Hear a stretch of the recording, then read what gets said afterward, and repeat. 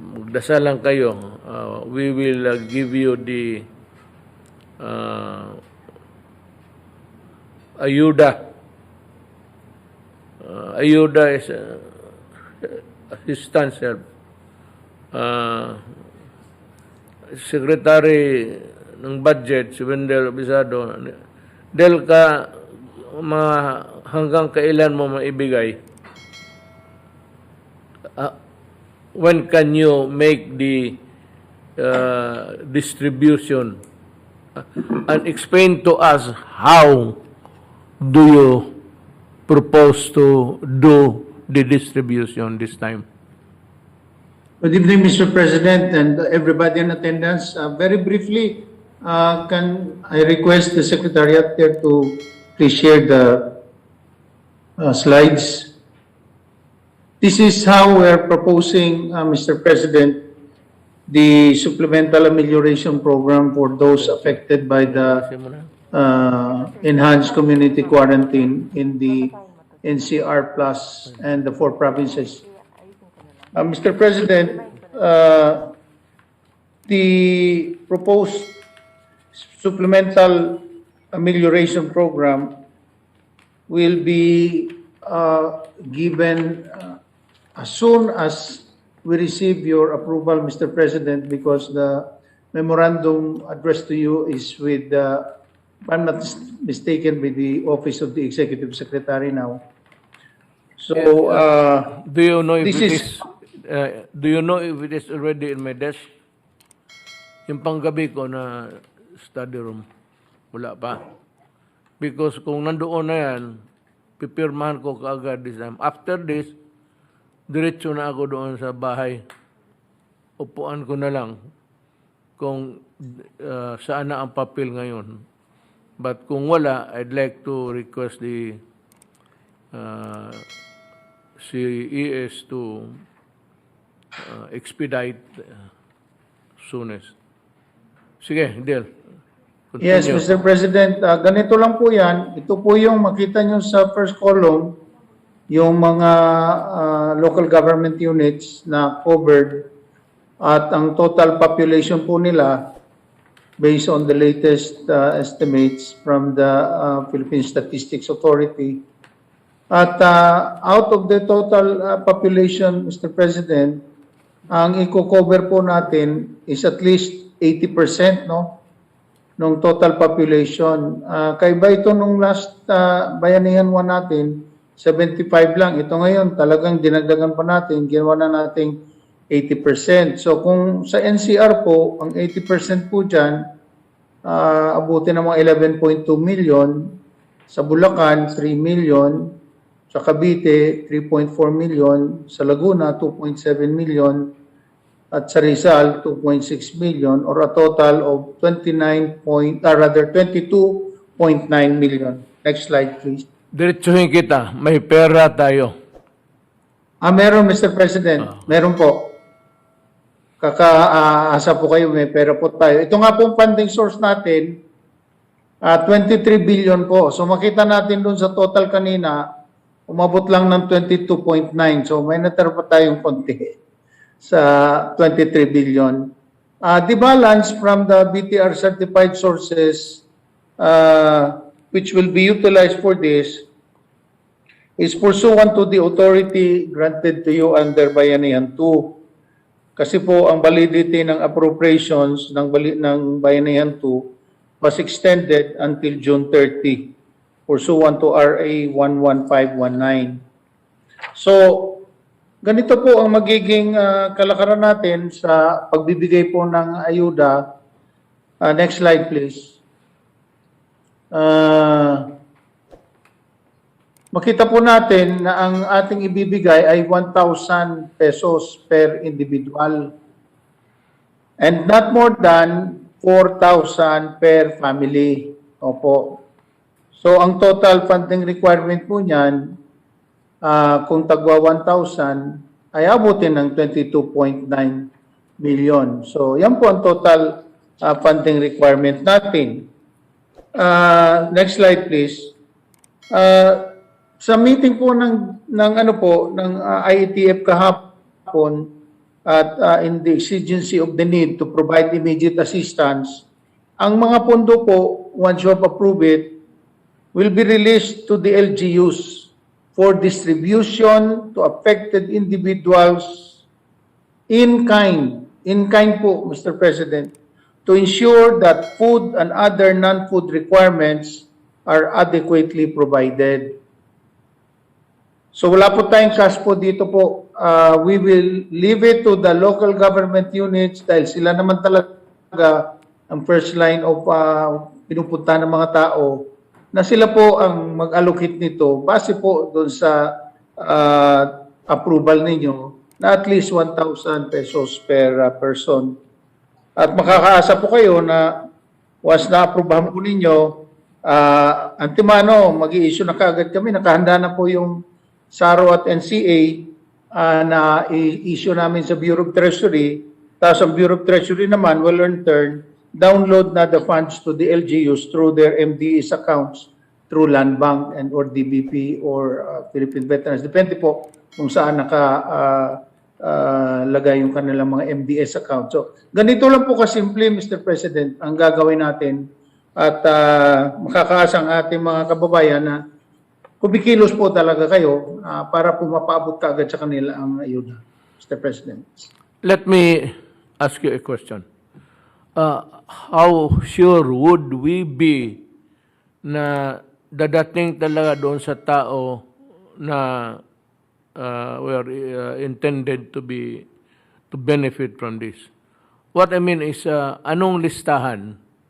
So, if it's Rodrigo Duterte, Wendell Abisado, you get about 100 in kind, pagkain, dilata, bigas, ganon. So, how do you check? Opo, Mr. President. Tulad po nung ginawa natin sa Bayanihan 1, meron po silang requirement ng mga LGUs na kailangan po nakalista lahat yung mga beneficiaries. Tapos po, magsasubmit sila ng report of disbursements and utilization of the funds, kung paano nila ginastos yun, at idadaan po din yan sa COA po kasi lahat po naman yan i-account natin or at first instance ang mga LGUs talaga po ang kailangan na kumilos dito at siguruhin nila na maibibigay nila kundi mananagot po talaga sila ang mga mayors natin lalo pa dahil sa kanila po nakasalalay ang madali ang pagbibigay ng ayuda sa kanilang mga nasasakupan, Mr. President. Would the list in the possession of the local government units be the same list that we adopted in the distribution sa Bayanihan? Yes, Mr. President po. Ganun na lang. Opo. Kung saan tawagin ng mga mayor, yung nasa listahan, yun naman talaga yung mga beneficiaries na dapat mabigyan. At bigyan, siya na ang magbigay in kind. O, hindi man pera ibigay in kind, pero gamitin nila yung listahan na ginamit ng national government sa Bayanihan 1 para ma-check natin. Ay wala man akong wala akong ibig sabihin na I mean I would concede good faith. Pero alam naman nila pagka ganon, down the line, that's what nung yung pantawid na pamigay natin ng pera, I issued a warning, but despite of that, several doon sa baba, nagka-letse-letse, so demandado sila ngayon. So hindi ko naman sabihin na because itong mga mayor to gusto ko na malaman na i-adapt na lang nila yung listahan natin sa Bayanihan 1 because that would ensure that the real benefits are really given to the real person. Yes, Mr. President. Ang totohanan po niyan, and I expect, lalo pa sa mga mayors, na madadagdagan pa po yan kasi lumalaki din po, lumulobo din po yung mga nasasakupan nila. So balit, antog na nila, sila naman din ang maghahanap ng paraan na madagdagan pa nila. Right. Kasi mabuti nga na kahit na paano, nakahanda po kayo na tulungan sila through the national government at sila naman po, magpapakita sila na nagsisika po sila. At ako naman naniniwala sa ating mga local chief executives na gagawin po nila lahat para po masiguro na susundin nila yung pamantayan ng pagbibigay ng ayuda at yung corresponding report na gagawin nila po sa atin dahil po i-report po natin yan at dadaan po sa COA yan at sinabi niya na nga po ninyo hindi pwedeng maglokohan dito dahil mahirap na sitwasyon natin ito ngayon. Magtulungan po tayo dito at ito naman po suportado ng ating Department of Finance, pumayag si Secretary Dominguez, si Secretary Carl Chua at ganon din, nakipag-ugnayan din kami kay Secretary Rolly Bautista ng DSWD para masiguro lang po yung coordination sa smooth implementation nitong ating supplemental amelioration program, Mr. President. May isang tanong pa ako. Do we need at all the consent of Congress? Hindi po, Mr. President, dahil po under the Bayanihan 2, you are given the authority to utilize any unutilized appropriation in response to the pandemic, Mr. President. Okay. Maliwanag po yan sa Bayanihan 2. Kaya nga po, ito, available po ito na mga pondo na gagamitin natin for this purpose. Dahil ang Bayanihan 2 naman po, na comply na natin lahat yung funding requirements doon. Umabot po yun ng 165 billion, subalit ang release nga po natin umabot ng 165.6 billion pa. At ito naman, merong mga unutilized na kinuha natin sa iba't ibang sources na sinertify naman ng Bureau of Treasury. Galing po ito sa debt exchange transactions, sa savings from interest payments, sa additional revenues, sa available cash balances, revenue from government securities, concession fee. Dito po, wala po tayong ginalaw po na budget for this year dahil po ito nga po yung mga sobra na hindi pa natin nagagamit. Kaya maswerte din po talaga tayo dahil kahit na papano masinop ang pagkakamanage natin ng ating pera. Kaya po kahit na papano may nadudukot po tayo. Opo. Sana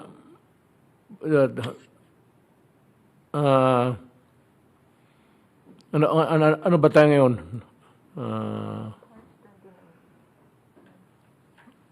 29, so siguro ang mga abot yan mga by April, first week of April. Kaya?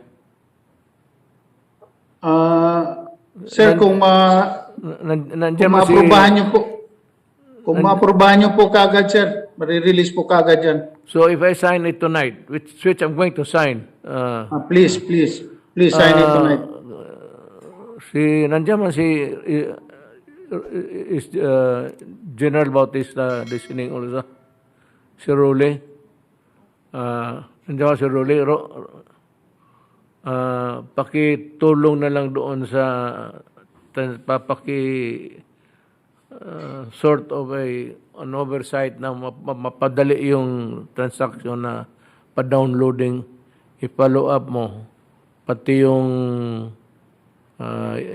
you do the counter checking after the distribution of the goods para ang feedback mo dyan man talaga sa iyo bagsak yung mga lahat. It's your office, it's your department that will be the last place where it would be sent. Itong mga just to check. I'm not saying, sabi ko nga more than anybody else, it's the mayor who are really interested. Kung maraming syudad na medyo mayaman, dadagdag pa nila yan. So, Ang akin lang is, alam mo na, puro, let us just be careful because may nangangayaw dito. Hindi ko, maski ano-anong ginagawa ng mga ulol. These are the mutants of COVID-19. So, siguraduhin lang natin na walang katiwalian.